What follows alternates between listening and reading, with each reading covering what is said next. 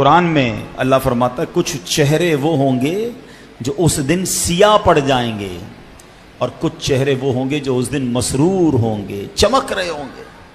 ہم اللہ سے دعا کرتے ہیں کہ قیامت کے دن کا چمکتا چہرہ نصیب فرما، اس دن کی سیاہی، اس دن کی ذلت و رسوائی سے اللہ ہم سب کو محفوظ فرمائے۔ مولانا ضیاء الدین مدنی رحمۃ اللہ تعالی علیہ کی سیرت بڑی کمال کی ہے۔ محمد عارف قادری ضیائی یہ ایک شخصیت ہیں اور یہ قطب مدینہ رحمۃ اللہ تعالی علیہ کے مرید ہیں۔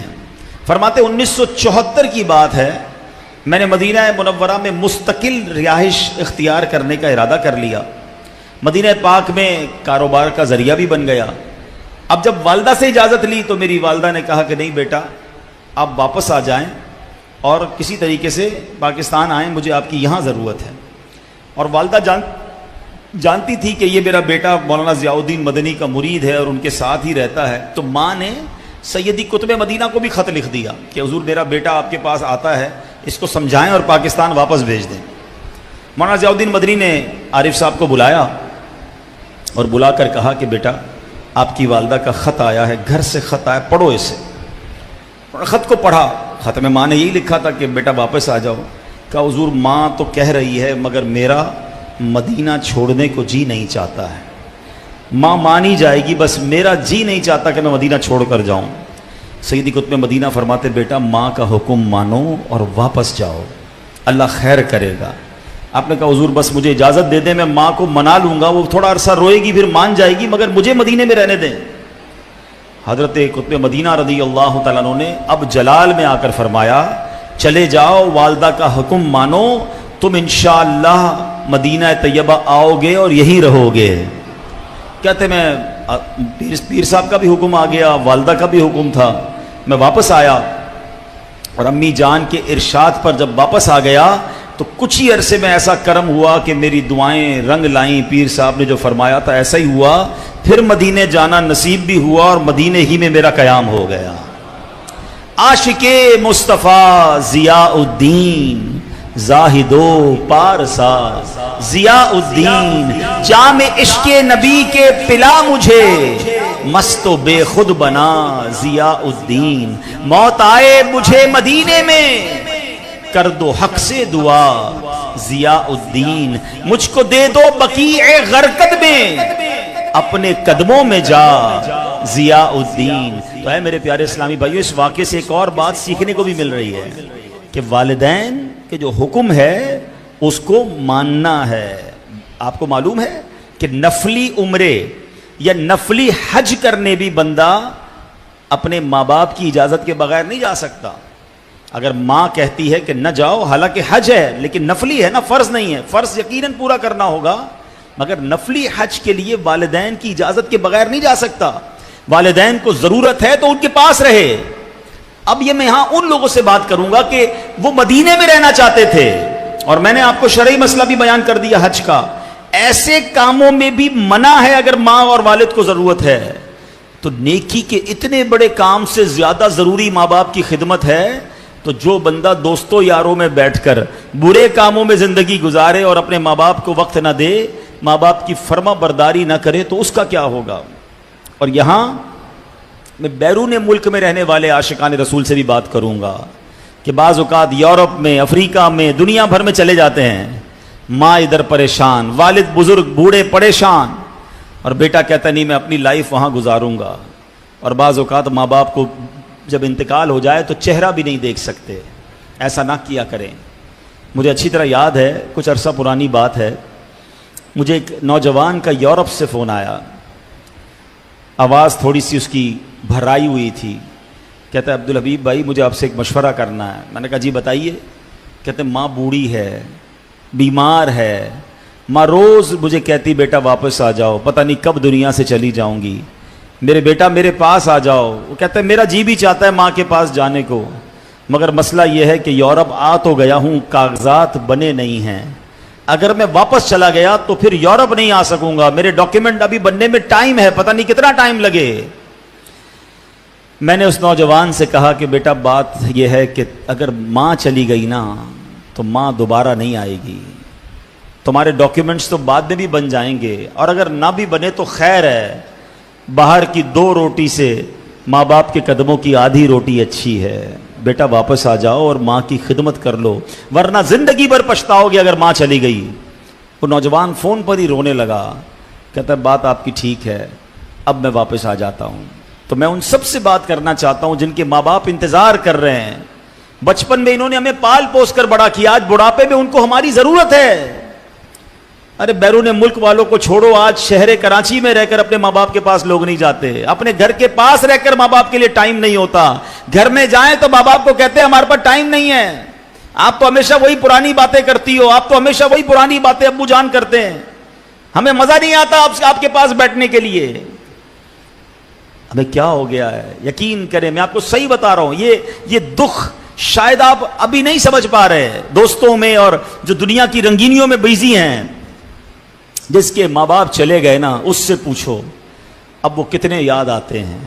اب بندہ کہتا ہے کاش تھوڑا وقت بتاتا، ماں بلاتی تھی کاش اور بیٹھتا، والد کے پاس اور بیٹھتا، ان کے پیر دباتا، ان کی خدمت کرتا، کچھ ایسی باتیں کرتا کہ والد کے چہرے پر اور مسکراہٹ لاتا۔ یہ بڑی عبادت ہے کہ بندہ ماں باپ کے پاس بیٹھے اور ایسی باتیں کرے کہ ماں باپ کے چہرے پہ مسکراہٹ آ جائے، ماں باپ خوش ہو جائیں۔ سوچو نا، جب آپ اور میں بچے تھے ماں باپ نے کتنی بار ہمیں مسکرانے پہ مجبور کیا، کتنا ہنسایا تھا۔ اچھا اس بات کو وہ زیادہ جلدی سمجھتے جب ان کی اولاد ہوتی ہے، جب وہ خود باپ بنے نا، ہم باپ بنے تو پھر پتا چلا کہ بچے کو ہم کتنا پیار کرتے ہیں، ایک ہی بات بار بار بچہ ریپیٹ کرتا ہے، ہم بار بار سنتے ہیں، کبھی نہیں کہتے بیٹا ایک ہی بات کیوں سنا رہے ہو، 100 بار ایک ہی نظم، 100 بار ایک ہی جملہ، بلکہ بچے کو کہتے بھی یہی وہی والی بات ذرا دوبارہ سناؤ، وہ کہتا ہے ہم پھر ہنستے ہیں۔ باپ بچے کی بات 100 بار سنے مزہ آتا ہے، مگر یہی بچہ بڑا ہو کر باپ ایک بات کو 3 بار ریپیٹ کر دے تو کہتے ہیں ابو آپ ایک ہی بات بار بار کر رہے ہیں، امی تمہارے پاس وہی کہانیاں وہی باتیں ہوتی ہیں۔ نہ کرو ایسا پلیز، قدر کیجئے۔ مولانا ضیاء الدین مدنی قطب مدینہ نے بیٹے کو ماں کے پاس مدینے سے بھیج دیا، یہ درس ہے ہمارے لیے۔ اور ایک جملہ یاد رکھنا، جس سے اس کا والد راضی اس سے اس کا رب راضی، اور جس سے اس کا والد ناراض اس سے اس کا رب ناراض۔ ماں باپ کو ناراض نہ کرنا۔ اللہ کرے کہ ہم اس بات کو سمجھ لیں۔ بے شک شادی ہو گئی آپ کی، بے شک آپ بیزی ہیں، بے شک آپ کی اپنی فیملی ہے، ماں باپ کا حق ہے کہ انہیں ٹائم دیجئے، وقت بتائیے ان کے ساتھ۔ ماں باپ پیسے نہیں مانگتے، وہ ٹائم مانگتے ہیں، وہ پیار مانگتے ہیں، ان کو اچھا لگتا ہے ہمارا بیٹا ہمارے ساتھ تھوڑی دیر بیٹھا ہے، مگر ٹائم نہیں ہے آج کی اولاد کے پاس۔ اچھا جاتے بھی ہیں تو موبائل ہاتھ میں ہے، ماں باپ کے پاس بھی جو ٹائم گزارا وہ موبائل پہ ہی گزارا، ماں باپ کے ساتھ نہیں گزارا۔ رکھ دیں تھوڑی دیر موبائل سائیڈ پہ، کریں ان سے باتیں، ان کے دل کی باتیں ان کو کرنے دیں، کوئی بات نہیں، بلکہ ہمیں تو باتیں بھی وہ کرنی چاہیے جس سے وہ خوش ہوتے ہوں۔ اب ماں باپ کے پاس جا کر کوئی سائنسی فارمولے بیان کرنا شروع کر دیں، ان کو کیا پتا، ان سے ان کے زمانے کی باتیں کریں، ان کے دوستوں کی باتیں کریں، ہاں غیبت نہ ہو، شرعی طور پہ کوئی گناہ نہ ہو تو اچھی اچھی باتیں کریں۔ اللہ کرے کہ یہ بات آپ خاص طور پر عید کے دن ہیں، ہاں مجھے یہ بھی اندازہ ہے کئی لوگ ماں باپ سے ناراض ہو کر گھر سے نکل گئے ہیں، اپنی دنیا الگ بسا لی ہے۔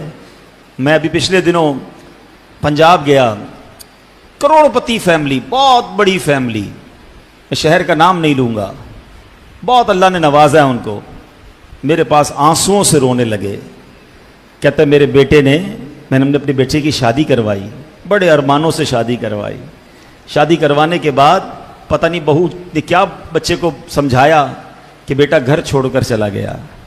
اب جب ان کے یہاں اولاد ہوئی، میری پوتی ہوئی، میری پوتی کو بھی میرے گھر نہیں آنے دیتے، بیٹا ہم سے ملنے نہیں آتا، وہ آنسوؤں سے رو رہے تھے۔ کہا میں نے کئی بار اپنے بیٹے کو کہا بیٹا اب کوئی مسئلہ ہے تو مجھے بتا دو، ہمیں یوں بڑھاپے میں چھوڑ کر تو نہ جاؤ۔ میں یہ سمجھتا ہوں بعض اوقات ماں باپ کا بھی قصور ہوتا ہے، لیکن وہ ہیں تو ہمارے ماں باپ نا، انہیں دکھ تو نہ دیں، بڑھاپے میں تو دکھ نہ دیں۔ تو اے میرے پیارے اسلامی بھائیوں، شادی کے بعد بھی ماں باپ کو چھوڑ کے نہیں جانا۔ میں یہاں ماں باپ سے بھی گزارش کر لیتا ہوں کیونکہ عید کے دن ہیں، آپ نے بھی ہو سکتا ہے سختیاں کی ہوں گی، آپ نے بھی ہو سکتا ہے اپنے بچوں کو گھر سے نکال دیا ہوگا، نہ کریں ایسا۔ تھوڑی سی زندگی ہے، خوشیوں کے ساتھ جئیں، گھر جوڑ کے جئیں، توڑ کے کب تک جیو گے؟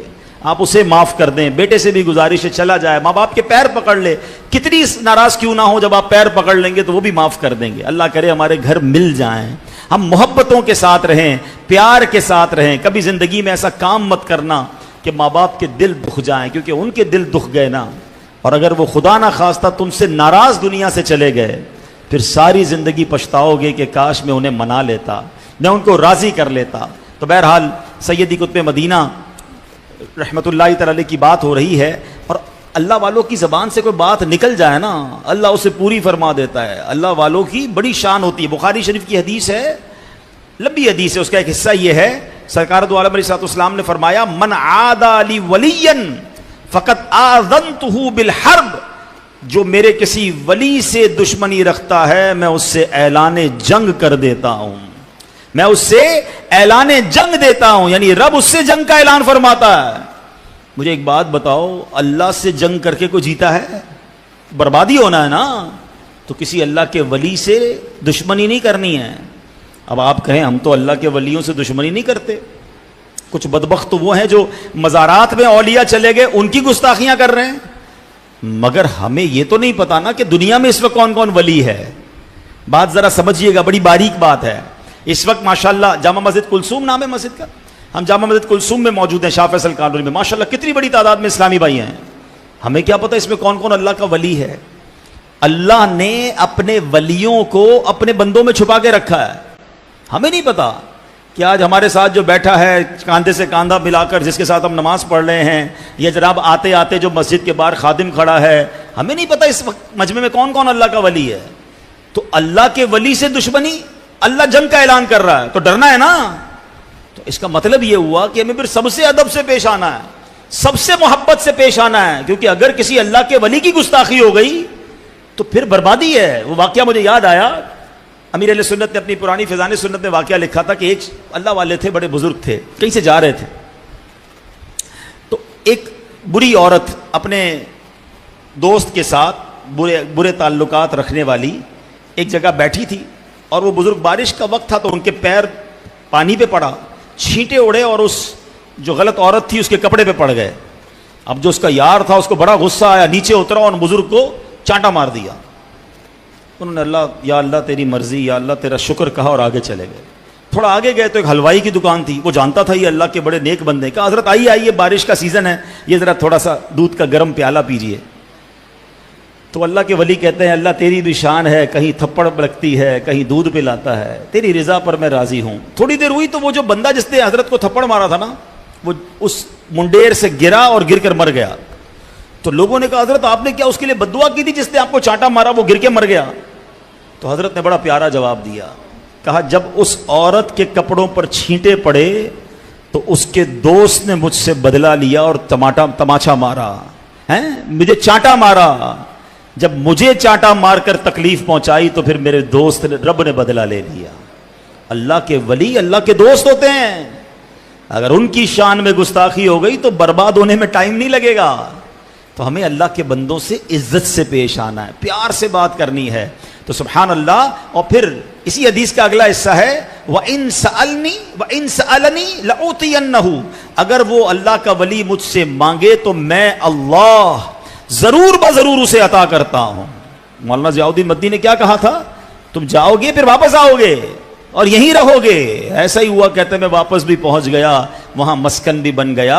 تو اللہ والوں کی زبان سے نکل جائے پھر رب اسے پورا فرما دیتا ہے. تو ہمیں اللہ والوں سے محبت کرنی ہے, اللہ کے نیک لوگوں سے دوستی کرنی ہے. اب آئیے کتب مدینہ مولانا ضیاء الدین مدنی رحمت اللہ تعالی کا کچھ تعارف بھی سن لیتے ہیں.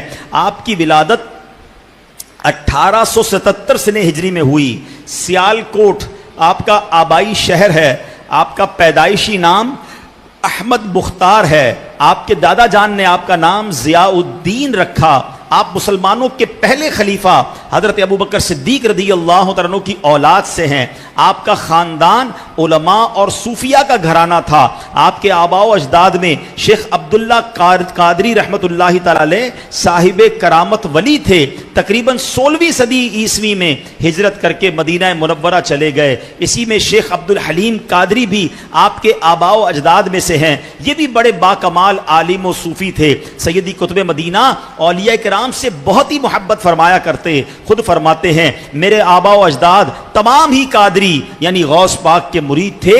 قطب مدینہ کی عادت تھی کہ حضور غوث پاک